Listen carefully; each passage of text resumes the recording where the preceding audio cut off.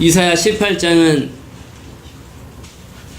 이사야 전 66장을 통틀어서 가장 해석이 어려운 그러한 장입니다. 그래서 이 18장을 어떻게 제가 잘 설명을 드려야 할지, 제가 이렇게 설명을 구절을 읽다가 저 또한 이상한 길로 빠질 것 같은 그러한 장이 아닌가 생각이 드는데요. 18장의 주된 내용은 우리가 제목을 달아본다면 이디오피아라고 할 수 있는 옛날 말로는 구스라고 할 수 있죠. 구스의 화에 대한, 구스를 향한 하나님의 엄중한 말씀이 되겠습니다. 오늘날에는 이디오피아라고 말을 하고 있습니다. 또 굉장히 모호하고 해석이 좀 어려움이 있습니다. 그래도 한번 우리가 열심히 한번 이 부분들을 잘 씹어가지고 소화할 수 있도록 되기를 바라겠습니다. 이사야서 18장 1절 보시겠습니다. 에디오피아의 강들 건너편에서 날개로 그림자를 들이우는 땅에 화가 있을지어다. 에디오피아 강들 건너편 날개로 그림자를 들이우는, 여러분들 성경, 개역 성경에는 또 이 부분들이 좀 많이 번역이 좀 달라요. 그래서 좀 더 해석이 어렵지 않은가 생각이 드는데, 지금 1절에서 말하고 있는 그 날개로 그림자를 들이우는 땅, 그 땅은, 그 지역은 나일 계곡을 지칭한다고 합니다. 나일 계곡, 나일강 지역입니다. 그 나일 계곡은 곤충의 날개 소리로 유명하였다라고 전해지고 있습니다. 그 땅에 화가 있음을 선포하는데, 그 나일 계곡이 에디오피아인지 혹은 이집트인지 좀 그 경계선이 좀 모호해요.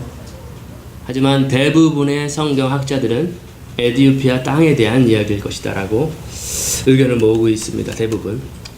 2절입니다.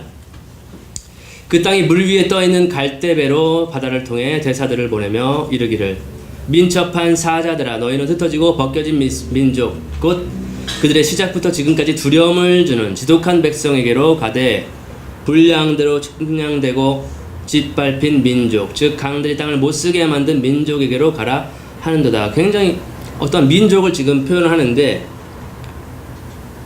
흩어지고 벗겨진 민족, 그들의 시작부터 지금까지 두려움을 주는 백성, 어떤 형용하는, 어떤 한 민족을 형용하는 표현들이 굉장히 다양해요. 그리고 불량대로 측량되고 짓밟힌 민족, 이건 또 어느 민족인지, 다 이 세 가지가 같은 민족인지 아니면 다른 민족인지 해석이 어려움이 있습니다. 이 이사야가 예언을 할 당시 이 시대는 이디오피아와 아수르가 라이벌의 관계에 있었어요. 아수르는 그때 당시에 모든 나라들을 집어삼키는 그러한 강대국이었습니다. 그래서 지역 국가들 뿐만 아니라 이디오피아, 굉장히 아수르는 위쪽에 위치한다고 본다면 이디오피아는 이집트, 수단, 밑에가 이디오피아예요. 나일강을 따라서 그 밑에까지도 지금 아수르의 영향력이 끼치는 것을 볼 수가, 그렇게 우리가 생각을 해볼 수가 있는 부분입니다. 그래서 이디오피아에게도 굉장히 두려움의 존재가 바로 아수르라고 하는 나라였습니다. 그래서 지금 이디오피아는 1절에 보시면, 2절에 보시면 대사들을 보내라. 그래서 누군가의 도움을 요청하고자 하는, 갈대배로 민첩한, 경칩한 사자들을 보내가지고 어떠한 백성, 어떤 민족 백성에게 어떠한 도움을 요청하는 그러한 부분으로 우리가 볼 수가 있겠습니다. 척 스미스 목사님은 이 부분을 이디오피아가 예루살렘의 유다에게 도움을 요청하는 그러한 모습일 것이다. 그래서 앞에 표현되어 있는 흩어지고 벗겨진 민족, 유대인이 될 수도 있고요. 또 이디오피아로 간주하기도 하고요. 또 다른 주석을 보시면은 애굽, 이집트로 보기도 합니다. 그래서 지금 제가 무슨 말씀 드리는지 좀 헷갈리죠? 지금 무슨 얘기야 지금? 이 장을 읽어보지 않으시면 제가 무슨 말을 할지 이해를 못하실 거예요 지금.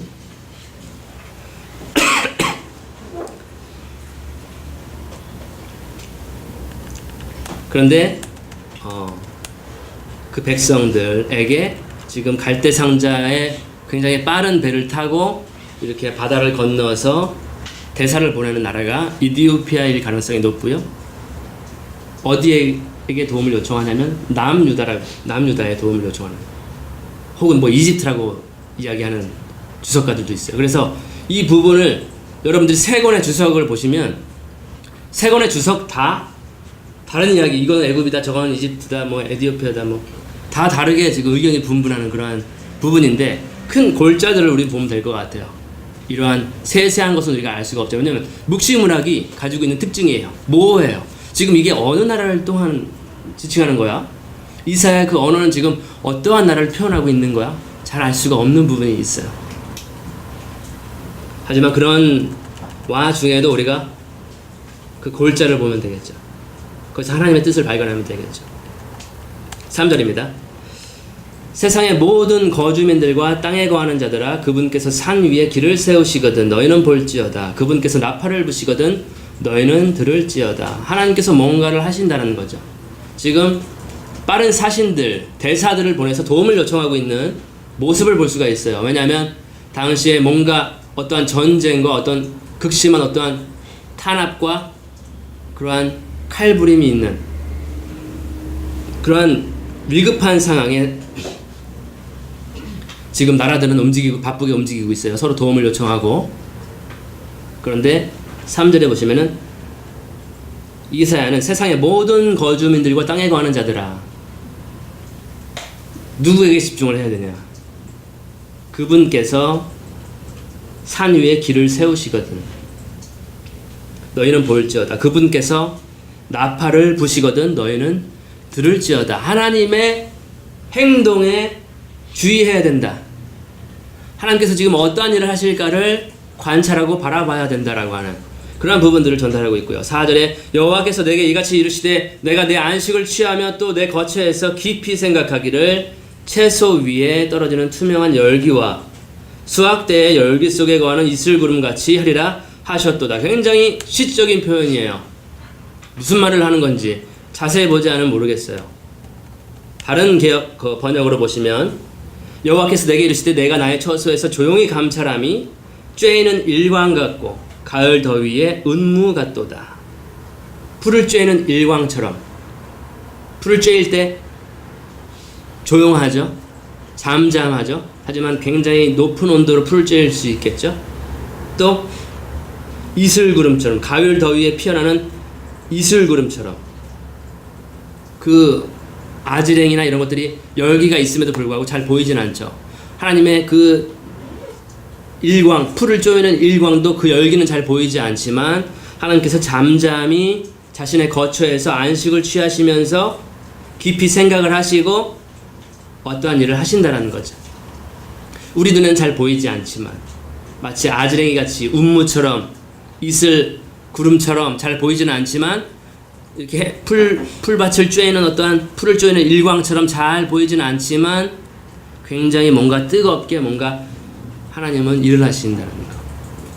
그러한 부분으로, 그래서 그렇게 조용하게 역사하시지만 때가 되면 5절 보시면 수확하기 전 꽃 봉우리가 완전해지고 신포도가 꽃 속에서 익어갈 때에 그분께서 가지치는 낫으로 작은 가지를 치시고 큰 가지를 제거하시고 잘라내시어 그것들을 다 같이 산의 날짐승들과 땅의 짐승들에게 남겨주시리니 날짐승들이 그것들로 여름을 나며 땅의 모든 짐승들이 그것들로 겨울을 나리라.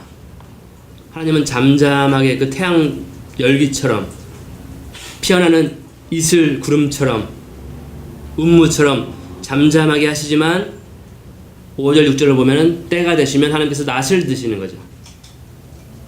그리고 작은 가지나 큰 가지 할 것 없이 제거하시고 잘라버리시는, 그렇게 추수할 때가 되면은 하나님께서는 낫으로 잘라내실 것이라는 것이고, 그 잘라낼 때 그 살육으로 인해서 새들과 땅의 짐승들이 여름과 겨울을 나게 되는, 얼마나 많은 살육이 있으면 동물들이 땅에 있는 짐승, 날짐승들이 공중의 새들이 그 살육된 시체로 인해서 여름과 겨울을 나게 되는 그러한 예언을 하고 있는 것입니다. 그와 비슷한 표현들, 새들과 땅의 짐승들이 먹을 아주 풍족하게 먹게 된다. 이런 비슷한 표현이 있는데요. 에스겔서 39장 4절에 있습니다.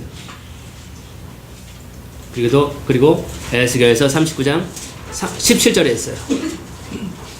또 마지막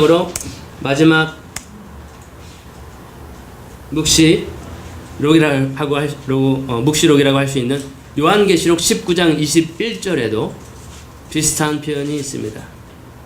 요한계시록 19장에서는 그것을 적그리스도의 패배로 묘사를 합니다. 적그리스도와 그의 군대들을 하나님께서 다 치시고 멸하시고 공중의 새들과 땅의 짐승들이 그 시체들을 먹을 것이다 라고 하는 부분인데 한번 찾아볼까요? 에스겔서 먼저 보겠습니다. 39장 4절입니다.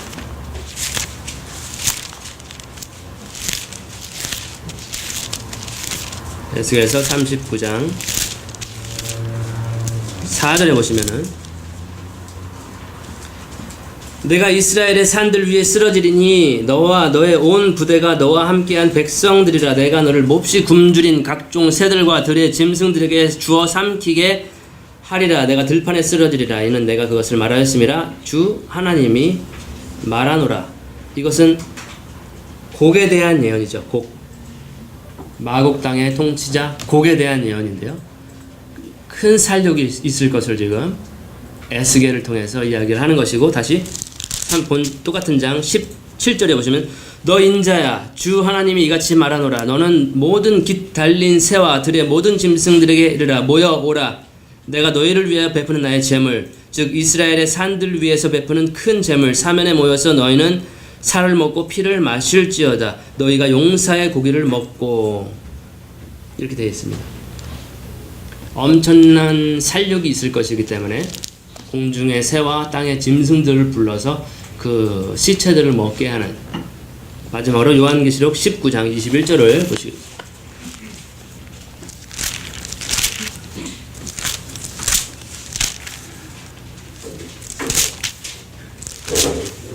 19장 20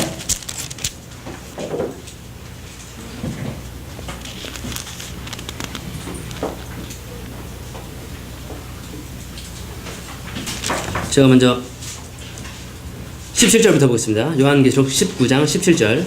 또 내가 보니 한 천사가 해에 서 있는데 그가 큰 음성으로 외쳐 하늘 한가운데로 날아가는 모든 새들에게 말하기를 와서 위대하신 하나님의 만찬에 다 함께 모여 왕들의 살과 장군들의 살과 용사들의 살과 말들과 그 위에 탄 자들의 살과 자유인이나 종이나 작은 자나 큰 자나 할 것 없이 모든 자의 살을 먹으라고 하니라.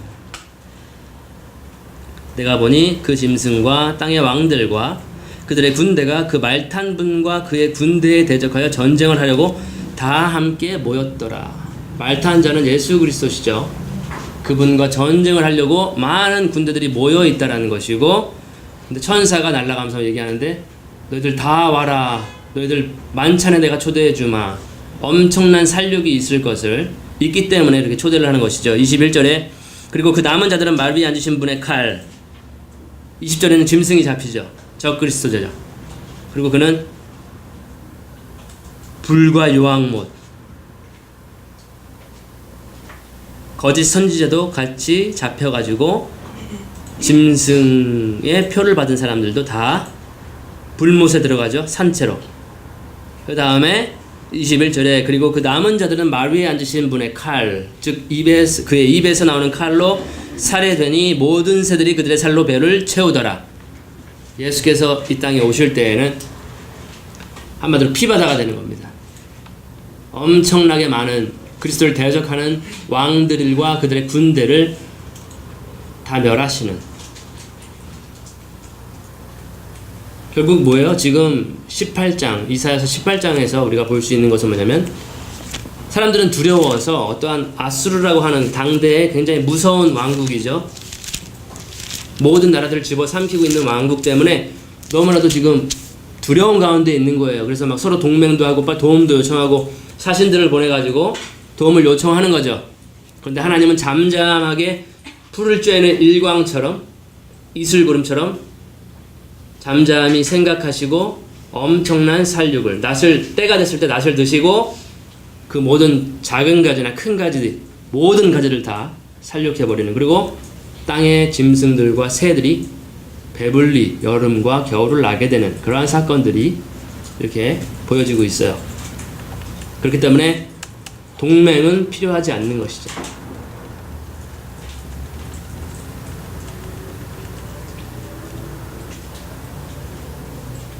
낫의 이미지를 우리가 생각해 볼 필요가 있어요. 여기서 낫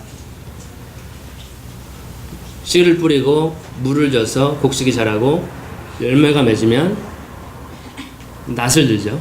농부는 거두기 위해서 낫의 이미지를 한번 생각해 보세요. 어떤 이미지가 강한가요? 낫 알곡을 거둘 때 긍정적인 이미지가 강할까요? 아니면 좀 부정적인 이미지가 강할까요? 부정적인 이미지가 두 개 다 있는 것 같아요. 우리가 요엘서 잠깐 보겠습니다. 낫의 이미지가 어떠한 이미지를 가지고 있는가? 요엘서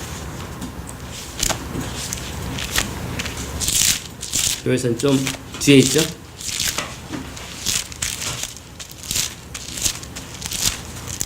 요엘서를 보시면 아모스 앞에 있습니다. 요엘서 3장 13절 한번 보시겠습니다.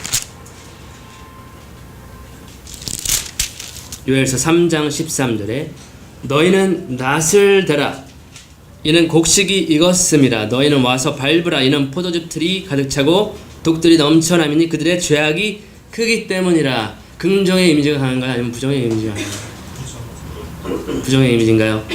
요한계시록 14장 14절을 보겠습니다. 요한계시록 14장 14절에서 또 구름을 타고 오시는 인자와 같은 분이 계시죠.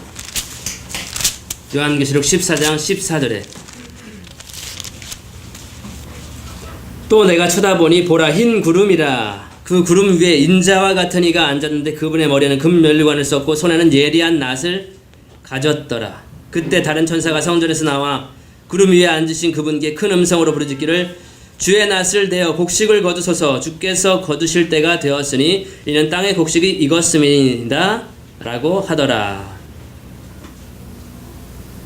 그러자 구름 위에 앉으신 이가 그의 낫을 땅에 대어 땅에서 곡식을 거두시더라. 또 뒤쪽에 보시면은 19절 요한계시록 14장 19절 그러므로 그 천사가 낫을 땅에 대어 땅에 포도송이를 거두어 하나님의 진노의 큰 포도즙 틀에 던져 넣으니라. 긍정의 이미지인가 부정의 이미지인가요? 낫의 이미지를 우리가 잘 생각해 볼 필요가 있겠죠. 이렇게 하나님은 어떠한 다른 나라의 동맹을 하는 것을 필요 없다라고 말씀을 하시는 것이고 하나님께서 잠잠히 계시다가 보이지 않지만 잠잠히 생각하시고 때가 됐을 때에 엄청난 살육을 행하실 것을. 그래서 이 모습은 아수르를 향한 하나님의 진노, 근접한 예언의 성취로는 아수르라고 하는 그 엄청난 나라, 이디오피아에게도 무서움이 되고 애굽에도 무서움, 이집트에도 무서움이 되고 이스라엘 땅에도 무서움이 되고 지금 모든 나라, 시리아에게도 무서움이 되고 북이스라엘도 잡아먹는 모든 나라 주변 국가들을 지금 잡아먹는 아수르를 향한 하나님의 어떠한 심판의 이미지가 강한 것을 우리가 생각을 해볼 수가 있겠습니다. 7절에 그때 흩어지고 벗겨진 백성 곧 그들의 시작부터 지금까지 두려움을 주는 백성이 만군의 여호와께 예물을 가져오되 분량대로 측량되고 짓밟힌 민족 즉 강들이 땅을 못쓰게 만든 민족이 만군의 여호와의 이름이 있는 곳 시온산으로 가져오리라.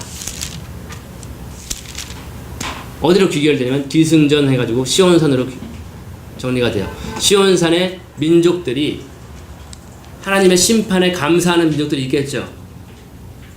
하나님께서 그 엄청난 우리의 두려움이 되는 어떤 나라를 쳐부신다면은 엄청난 군대와 그 왕을 쳐부수신다면 그것을 인해 감사하는 백성들이 있겠죠. 그 백성들은 살아남아서 시온산에 예물을 가져오게 될 것이다. 우리가 세세하게 이 부분들을 나눠서 어떻게 정의를 낼 수는 없어요. 왜냐하면 애굽이라고도 하고 지금 백성들을 묘사하는 여러 가지 표현들이 있는데 뭐 이디오피아라고도 하고 뭐 남유다라고도 하고 하는데 중요한 것은 하나님이 계신 여호와 이름이 계신 그 시온산이라고 하는 예루살렘이죠. 그곳에 감사의 예물로 여호와께 예물을 가져오는 그러한 일들이 있을 것이다 라고 하는 예언이 되겠습니다. 그래서 하나님은 민족들을 심판하시고 만군의 여호와 이름이 시온산에 높아질 것을 그렇게 예언하고 있습니다.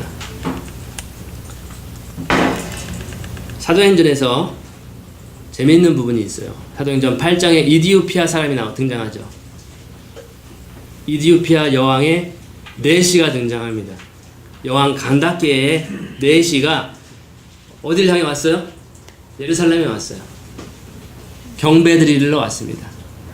이디오피아는 저 밑에 얼굴 까만 것이 특징이죠. 여러분들 유대인이 항상 얼굴이 하얀색이거나 이렇게 그런 민족만 있는 게 아니에요. 이디오피아 유대인도 있어요. 그래서 까만 유대인도 있어요. 아무튼 이디오피아 네시가 그 6월절에 왔는가요? 예루살렘에 경배하러 이렇게 경배 드리고 돌아가다가 그에게는 쪽 성경이 있었죠. 굉장히 그러니까 부자한 거예요.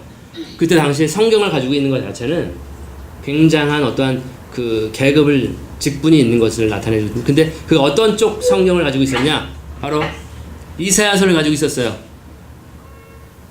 그래서 이사야서를 보고 있는데 빌립 집사님을 만나죠. 이사야서 53장을 그 네시가 집에 돌아가면서 이렇게 읽고 있었어요. 그게 아마 이사야서 53장 7절일 거예요. 그 어린 양, 세상 죄를 짊어지는 어린 양이, 그가 이게 나를 말하는 거냐 혹은 선지자 자신을 말하는 거냐 잘 모르겠다. 이거 설명해주는 사람이 없어서 잘 이해를 못하겠다 했더니 빌립 집사님이 그 이사야서 53장 7절을 강해 설교해주죠. 그리고 아마 침례를 줬나요? 예. 그게 사도행전 8장 27절에 나와 있어요. 이디오피아 이스라엘 땅하고는 좀 멀리 밑에 있는 그런 어떤 아프리카 지역이라고 해야 되나? 지금 까무잡잡한 사람들, 그 사람들도 예루살렘에 경배 드리러 사도행전 시대에, 사도들 시대에 그렇게 예물을 가지러 시온산에 왔다라는 것이죠. 그리고 이디오피아는 지금도 아마 많은 기독교인들이 있는 것으로 알고 있습니다. 아무튼 이디오피아에 대한 예언이었고요. 그들이 시온산에 있는 예수님께 경배드리기 위해서 예물을 가지고 오게 되는 그러한 예언들로 우리가 볼 수가 있겠습니다. 이사야서 19장 가겠습니다.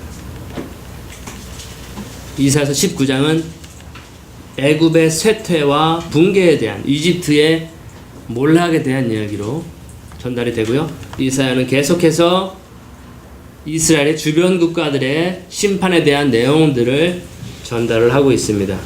이번에는 애굽입니다. 피할 수 없겠죠. 이집트의 심판은 대략 5가지로 분류해서 이사야는 전달하고 있는데요. 첫 번째는 어떠한 심판? 우상에 대한 심판입니다. 그 다음에 내전이 일어날 심판이고요. 그 다음에 잔인한 군주가 탄압할 것을 이야기하고, 나일강의 황폐함, 그 다음에 지혜자가 사라지는 크게 5가지의 심판 목록을 가지고 이야기를 해주고 있습니다. 이사야서 19장 보겠습니다. 이집트에 대한 엄중한 부담이라, 보라 여호와께서 빠른 구름을 타고 이집트에 임하시리니 이집트의 우상들이 그분 앞에서 흔들리며 이집트의 마음이 그것의 한가운데서 녹으리로다.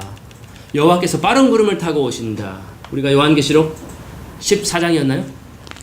19장이었나요? 거기서는 흰 구름을 타고 오시죠. 인자와 같으니까. 근데 지금 이사야서 19장에서는 빠른 구름을 타고 이집트에 임하실 것이다 라고 표현을 하고 있습니다. 여호와께서. 그 여호와께서 임하시면 2가지 형상이 1절에 나타나요. 이집트의 우상들이 흔들려요. 벌벌벌벌벌 우상들이 떨죠. 그 다음에 이집트의 마음이 녹아내리는, 녹는 초화같이럼 녹아버리는 그러한. 근데 이러한 표현들은 아수르 군대의 빠른 침략으로 간주되기도 합니다. 중요한 것은 뭐냐면 하나님은 이집트의 우상들을 파괴시킨다라는 사실을 볼 수가 있어요.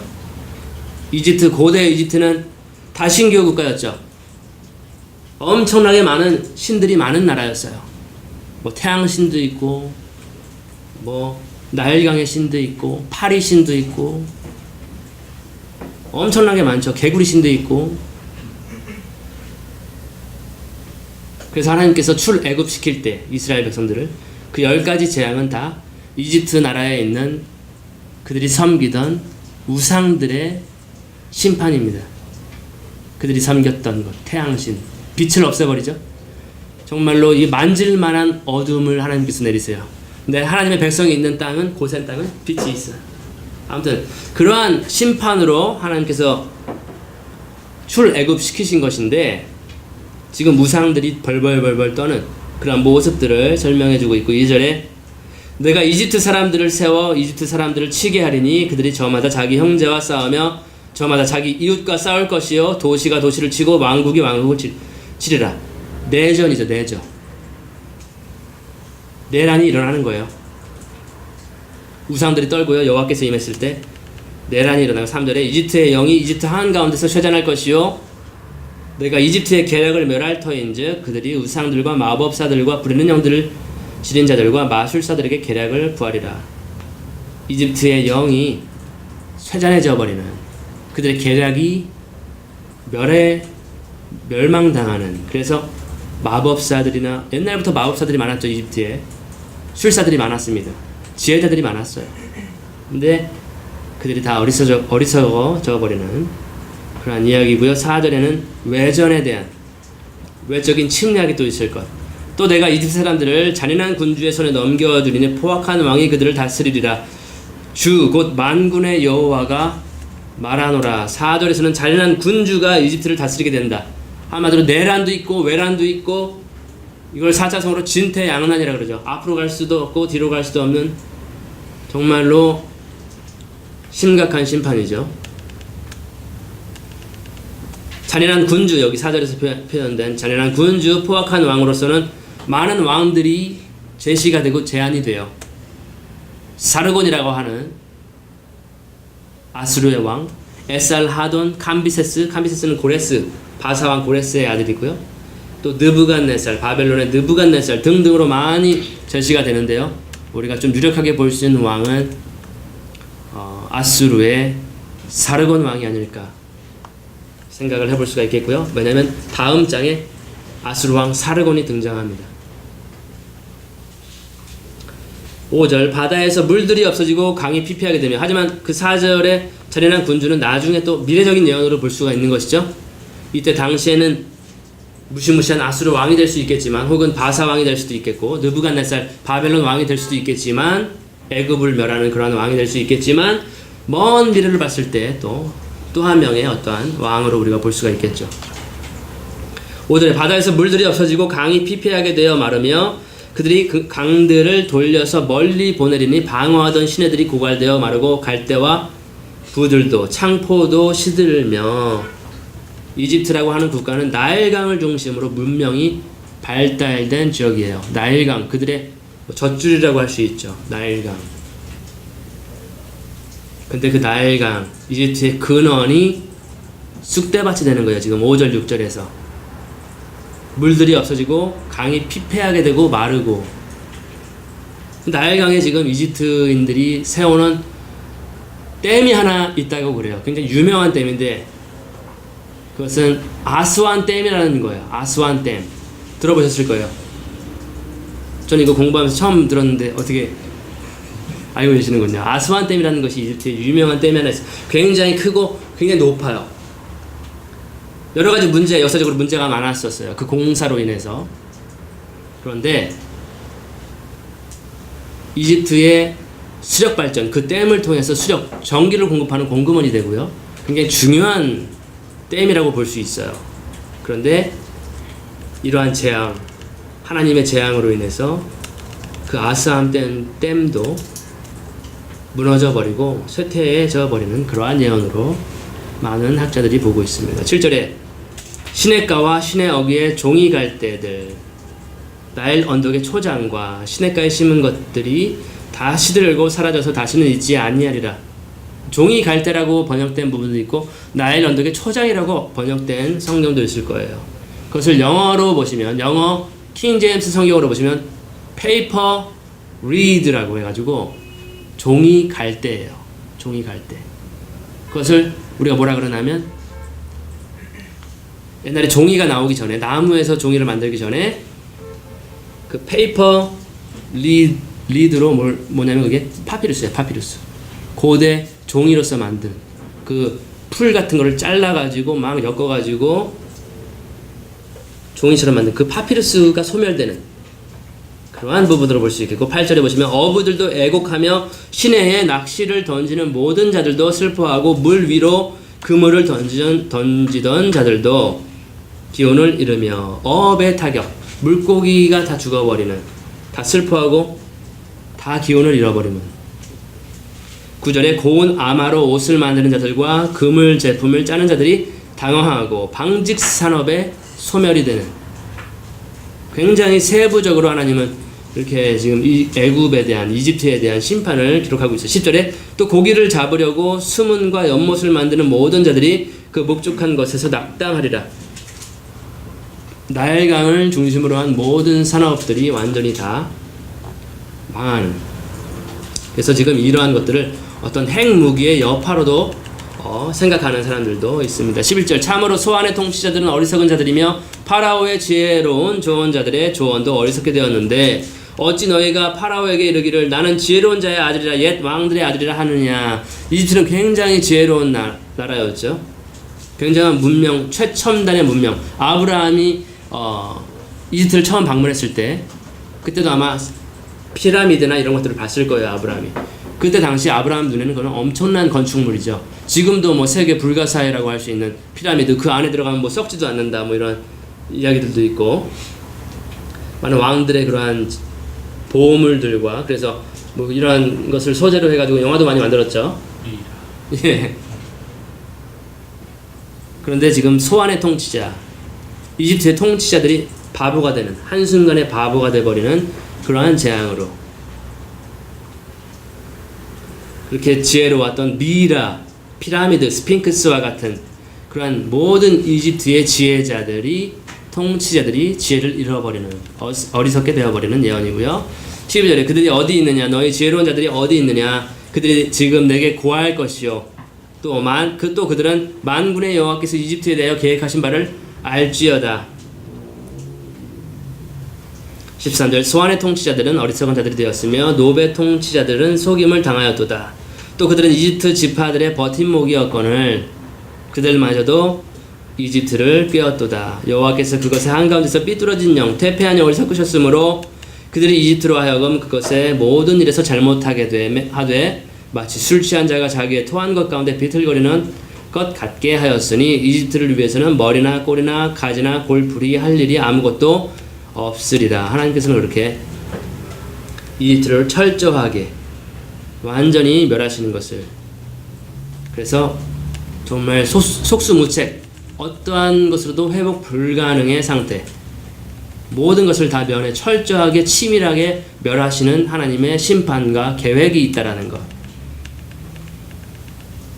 16절 그날에 이집트는 여자들 같으리라 라고 되어 있네요.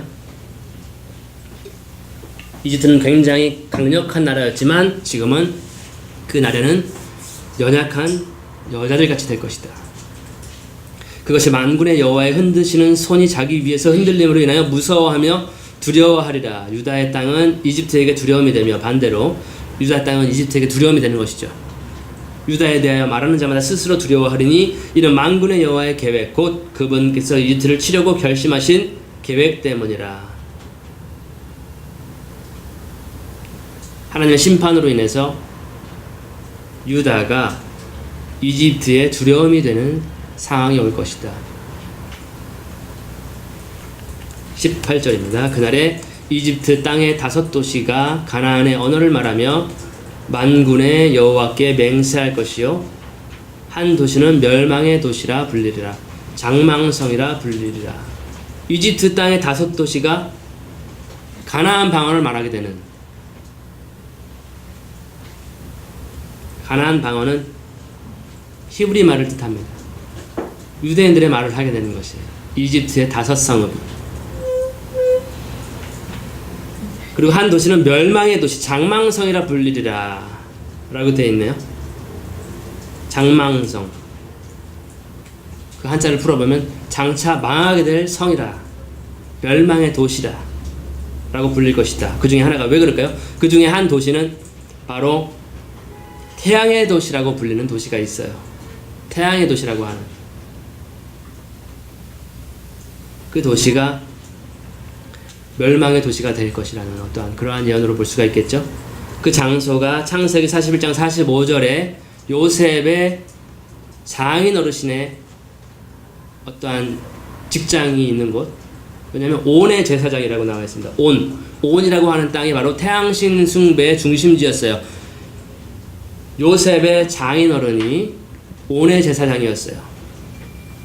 근데 그의 딸과 결혼을 하게 되죠. 요셉이 애굽 여인과 결혼을 하는 거예요. 그래서 므낫세와 에브라임은 혼혈이죠. 야곱의 이스라엘 지파의 어떠한 피와 애굽의 피가 섞인 그것이 바로 태양신 숭배의 중심지였어요. 온이라고 하는 도시. 그래서 그 도시는 멸망의 도시라고 불릴 것이다. 그리스인들은 그 도시를 헬리오폴리스라고 부릅니다. 오늘날의 하이집트라고 할 수 있는 그 지역에 있는 장소라고 합니다. 19절, 그 날에 이집트 땅 한가운데에 여호와를 위한 제단이 있겠고 그것의 경계에는 여호와를 위한 기둥이 있으리라. 그 날에는 마지막 날이 되겠죠. 그 여호와를 위한 제단과 기둥이 세워지는 거예요.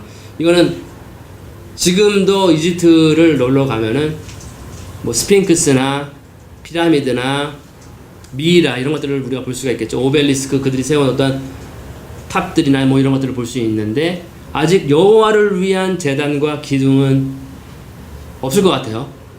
그래서 이것은 장차 나중에 마지막 때에 이렇게 될 것이다. 아직 성취되지 않은 예언이죠. 이것을 우리가 지켜보는 재미가 있겠죠.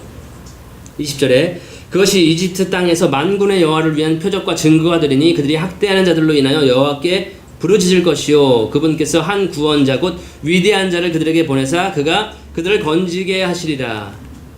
학대하는 자에 의해서 여호와께 부르짖는다는 거예요. 이집트 백성들이. 그들이 많던 우상들이 다 사라지고 이제 이집트가 여호와를 부른다는 거죠. 왜냐하면 학대받는 자의 어떠한 학대가 있을 것이기 때문에. 엄청난 잔인한 군주, 우리가 앞에서 표현한 것에서는 포악한 왕, 여기서는 학대하는 자, 엄청나게 나라들을 힘들게 하고 괴롭히고 짓밟아 버릴 수 있는 그러한 왕이 등극한다라는 것. 우리는 그 왕이 누군지 잘 알죠. 그것으로 인해서 지금 이집트는 여호와께 부르짖는 거예요. 그러면 여호와께서는 어떻게 하시냐면 20절에서 한 구원자 곧 위대한 자를 그들에게 보내시는 거죠. 한 구원자, 위대한 자 누굴까요? 너무나도 우리는 다 잘 알겠죠. 위대하신 분, 위대하신 구원자. 왜냐하면 우리의 죄가 너무나도 많기 때문에 그분은 위대하신 분이시죠. 우리의 죄가 너무나도 위대하기 때문에. 그래서 그들을 건지실 것이라는 예언입니다. 그래서 미래에 이집트는 적그리스도에게 굉장한 학대를 받게 된다라는 것을 다니엘은 예언을 하고 있고요. 다니엘서 11장 부분에 있을 것입니다. 그러면 이집트는 여호와께 부르짖게 되는 것이죠. 그러면 하나님께서는 한 구원자, 위대한 자를 보내시고 그들을 구원하실 것이다 라는 예언입니다. 21절에 또 여호와께서 자신을 이집트에 알리시리니 그날에 이집트 사람들이 여호와를 알고 희생물과 봉헌물을 드리며 참으로 여호와께 서원을 하고 그것을 이행하리로다. 이집트가 여호와를 알게 된다는 거죠. 그래서 알다의 뜻은 히브리어는 야다입니다. 야다. 굉장하게 이제 분명하게 경험해서 철저하게 하나님 여호와를 알게 된다는 이집트 백성들이. 그리고 서원을 이행하게 될 것이다. 22절 여호와께서 이집트를 치실지라도 여호와께서 이집트를 치실지라도 치시고는 고쳐주시리니 그들이 여호와께로 돌아오리라. 그분께서 그들의 간구를 들으시고 그들을 고쳐주시리라. 이렇게 해서 이집트에 관련한 심판과 회복에 대한 예언이 되겠습니다. 한번 생각해 보면 좋을 것 같아요. 이집트라고 하는 나라가 여호와께 돌아올 줄을 누가 알았을까요? 그렇게 많은 우상 잡신들과 태양신들과 뭐 동물신들과 누가 알았을까요? 하나님 여호와께로 돌아올 줄. 이집트가 하나님의 백성이 될 줄 누가 알았을까요? 아무도 몰랐을 것 같아요. 우리는 흔히 쉽게 생각할 수가 있을 거예요. 아, 저 나라는 회개할 수 없어. 저 나라는 심판받는 게 분명해. 하나님께서 철저하게 심판하시고, 아, 역시 하나님의 심판은 정확해. 저 사람은 구원받지 못해. 저 사람은 완전한 우상 숭배자야. 저 사람은 변화받을 수 없어. 그 사람은 마치 이집트 같아. 하나님의 심판은 정확하지.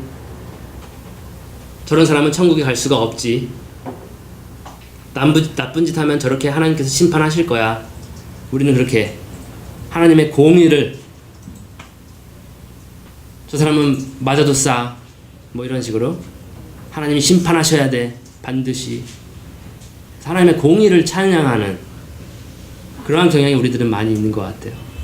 근데 이 구절에서 우리는 하나님께서 그렇게 철저하게, 완전 쑥대밭이죠. 모든 것이 다 망하는 거예요. 이집트의 모든 것이, 그들의 먹을 물과 뭐. 근데 하나님께서는 그들을 치시고, 철저하게 치시고, 또 하나님께서는 그들을 완벽하게 고치시는 것. 그들의 여호와를 알게 될 것이다. 여호와를 위한 제단과 기둥이 이집트 한 중간에, 한 목판에 서게 될 것이다.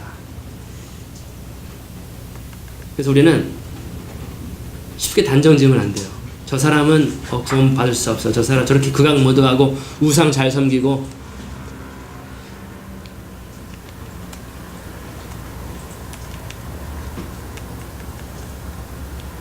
비슷한 실예가 하나 더 있는데요.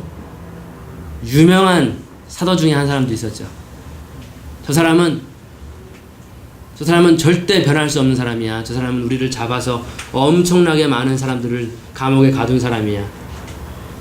바로 사도 바울이죠. 사도 바울이 그렇게 엄청난 전도자가 될 줄은 아무도 생각할 수 없었어요. 교회를 핍박하고 잡아 죽이는데 선동이 되었던, 대제사장들에게 그 권세를 받아가서 교회를 박해했던 유대교의 열심자였어요.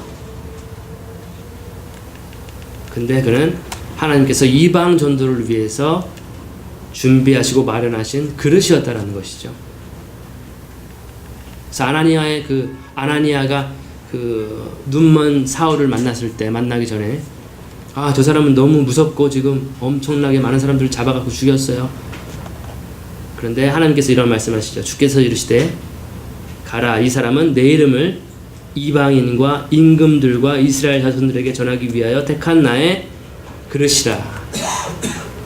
우리는 쉽게 너무 단정하면 안 돼요.